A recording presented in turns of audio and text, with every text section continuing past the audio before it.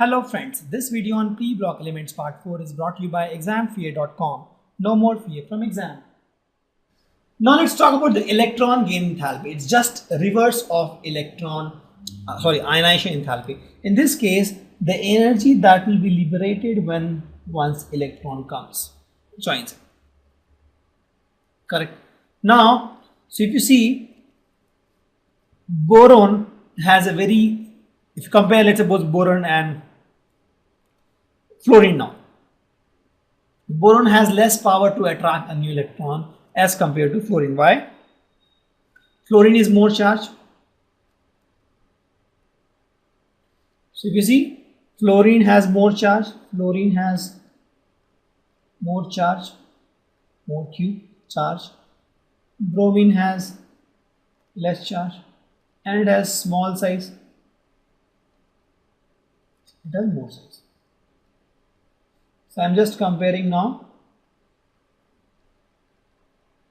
fluorine and bromine. So we compare these two. Fluorine has more capacity to attract electron as compared to bromine. Why? Because it has more charge, more power to attract. Also, its size is small, right? So even if electron is here, it can attract easily, right? So fluorine has more charge and less size as compared to bromine, so it has more capacity to attract.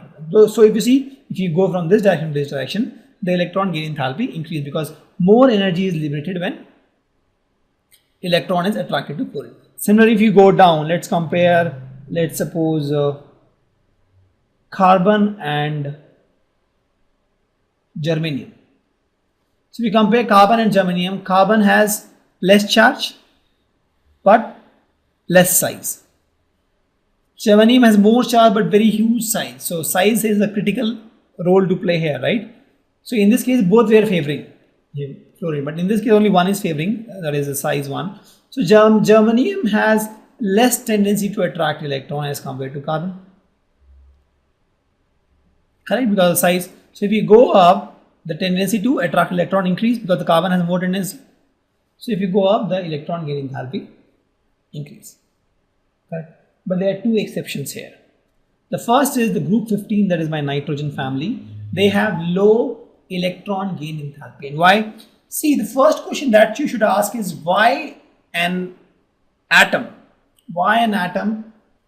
tries to attract electron.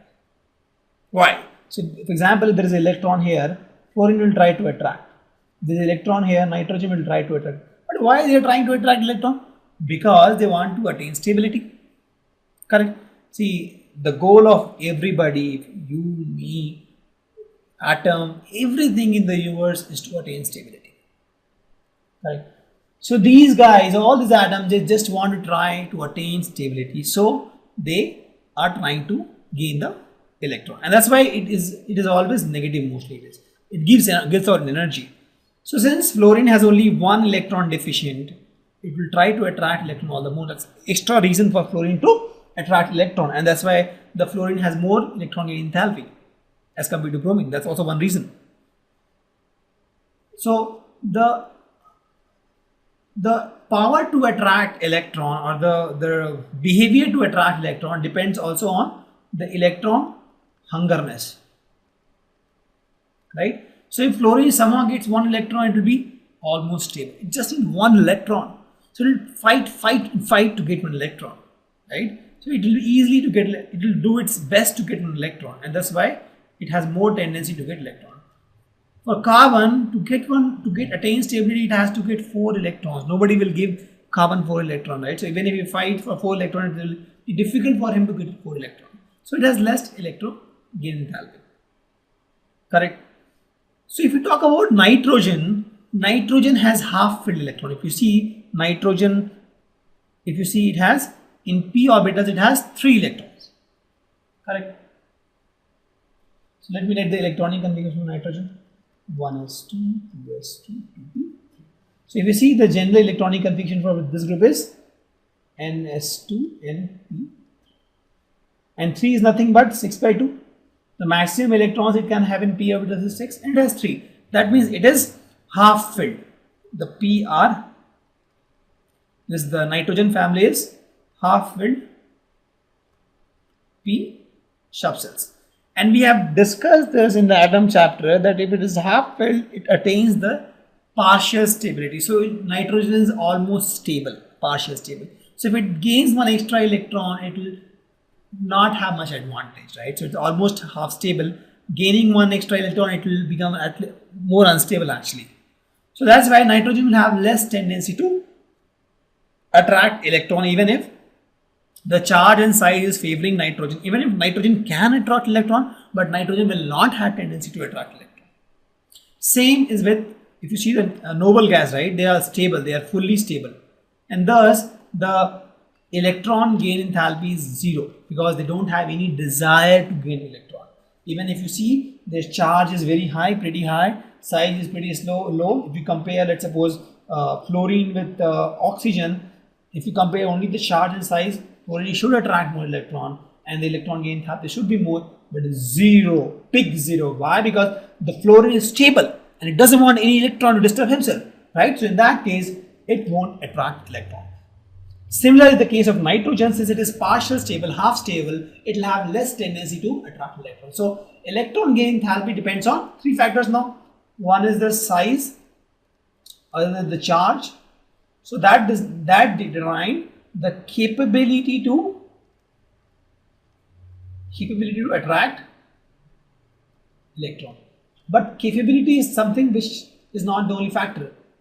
The other is desire also. See, somebody has capability, some student is very bright, he has capability to become topper in the exams, but if he is not having any desire to study, he won't get good marks, right? Or if somebody has desire to get good marks, but he is not having capability, he will not get good marks. So both are required, capability and desire. So when I talk about the capability to attract electron, we talk about 2 parameters, that is the size and charge. We can also talk, and the charge I am talking about is the effective nuclear charge. So there we take about all this 3D shielding effect and all, everything we talk about the effective nuclear charge on the outermost shell, right? So, and the size is also something which is taken into consideration. So we talk about capability and the desire. So in case of noble gas, no desire to gain electron, 0 electron enthalpy.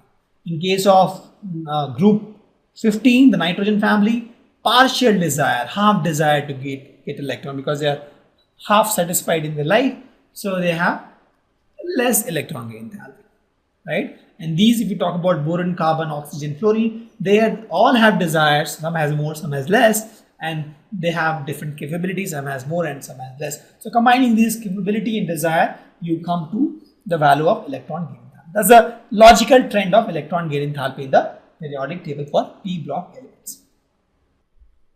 Thank you. Visit examfear.com to watch free educational videos, try free online tests, get the best quality study materials, study from the best tutors and mentors, and much more. Thanks once again.